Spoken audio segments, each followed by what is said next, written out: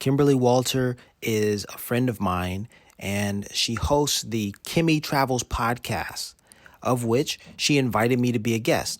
I gladly accepted, and not only did we record the podcast, but I also videotaped it. And I was able to videotape it because I flew to Dallas, Texas to meet with Kimberly face to face. So we had to sit down, and here are some background video from my journey to Dallas, Texas. He in prison right now, like all kind of shit. Like, nigga, we protected each other. Feel me? I don't like who you don't like. I love who you love. Your grandma, my grandma. Here I'm juxtaposing Dallas with Corsicana, the quaint and quiet, placid Corsicana.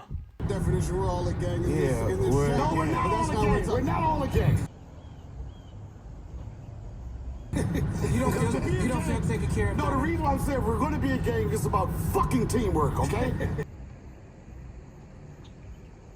I've been waiting to talk about this shit forever. It's all about us. Sada Bay, you have...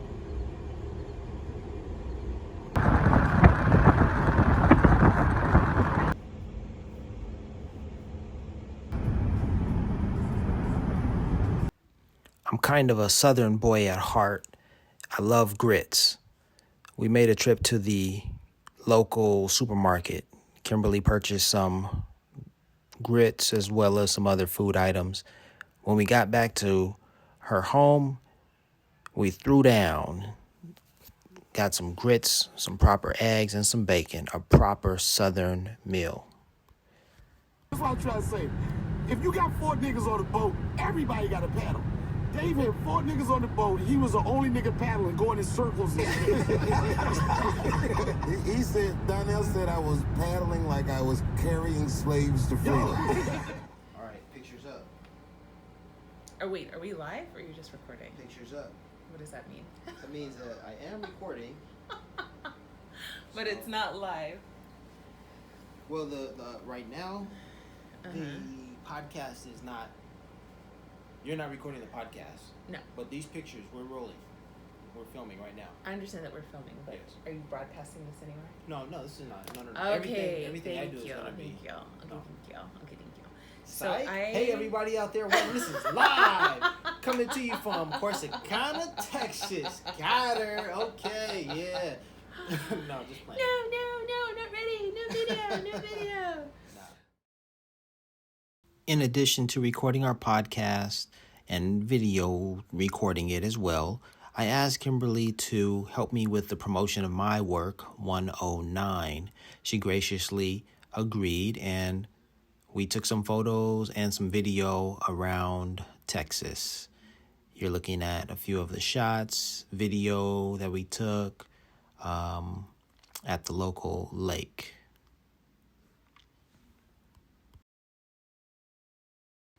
After we recorded our podcast, Kimberly took me on a tour, which included an historic site. Just the most important part. Kimberly, where are we? So today I brought you to the Woodland Cemetery. I've got my grandpa and other relatives buried here. So one of the things that I did during kind of the height of the quarantine is I would walk to the cemetery. It's just 15 minutes from my house. It's a quiet place. And it was like, get out of the house, say hi to Grandpa. But he's buried on the other side of the cemetery. And I realized I'd never been, this is a newer side. So I walked over and I saw this, memorial. And I was like, oh, what's that? And the first time that I read it, I was moved to tears, because I know that, our history, I know this is our history, but I think it hadn't ever been like so close to home, like where it really hits so close to home. So if we follow me, this is the Montgomery Hill graves, and this is a marker. It's a historical commission, and what happened is that there were they're calling them sharecroppers and mobile tenants, but come on, it's slavery. But this is, kind of post-Civil War and into the 1900s. But basically there was a hill that we used to bury the dead. And in the 80s, they flooded the area to create the Richland Chambers Reservoir, and we were just out there. So this is part of the tour. I took them out to the Richland Chambers, and from Corsicana there are like a couple of small towns. One of the smallest towns is Eureka, population 300, so really itty bitty. And this is where the origin of our ancestors are coming from. I'm not going to read that to you, but basically what it says is there was a drought, as happens in Texas. I was telling Larry, like, the soil, if it's really, and now it's quite dry, so the soil's cracked. So the water level dropped about 5 feet, and some curious people, walked out into the lake.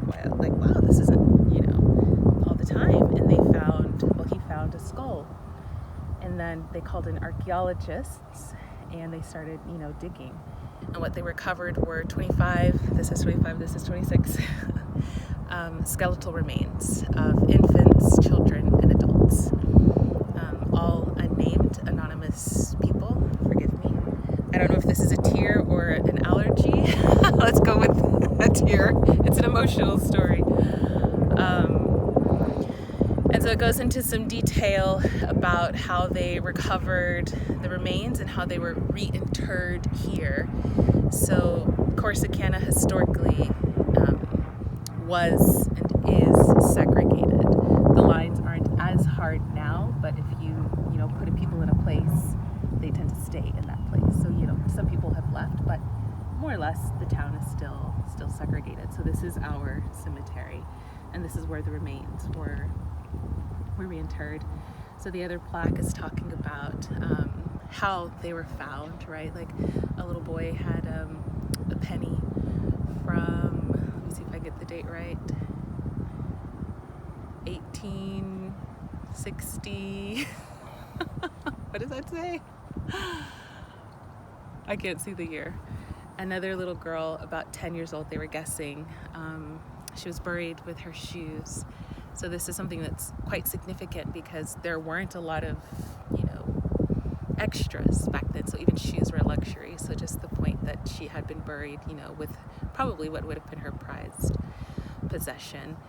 And it also notes that there were quite a lot of infant and child mortalities, which could have been because of a high mortality rate, and that the adult skeletons showed the hardships of slavery, which basically is, they had a hard life. And if your skeletal remains is showing those markings, I mean, I can't imagine the horrors that they had to live with. So once the water level dropped, they got everybody out, and then it seemed like in a month they really moved quite fast because the rains came and the water level rose again. But this isn't only in Corsicana. There's a history all over the U.S. of our communities, our grave sites, our history being flooded, literally being flooded and wiped out. So it's important that we know where we've come from. And the fight is not over, and there's still so much to do.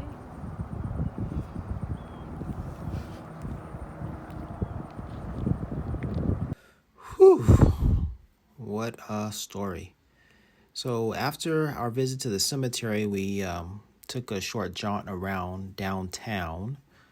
I took some photos of local shops, and we got photos with, or promotional photos with 109. I also stumbled upon this address, which I definitely had to get a shot of and included in the video. Although it's 109, I like to call it 10-9.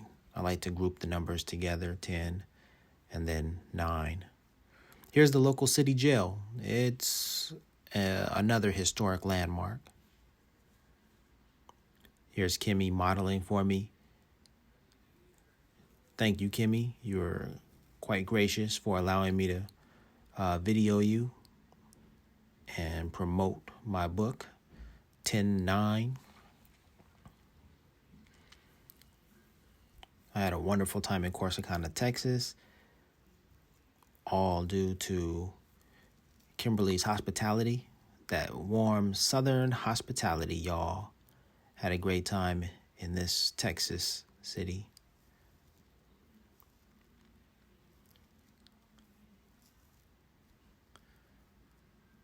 It was a beautiful day, as you can see. The skies were mostly clear and the sun was out.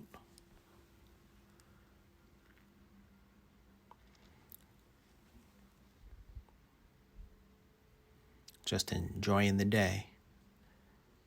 And then we happened upon the local brewery, the Bricks Brewery. It was their grand opening, and we sat and enjoyed the sunset. And that was my trip to Texas.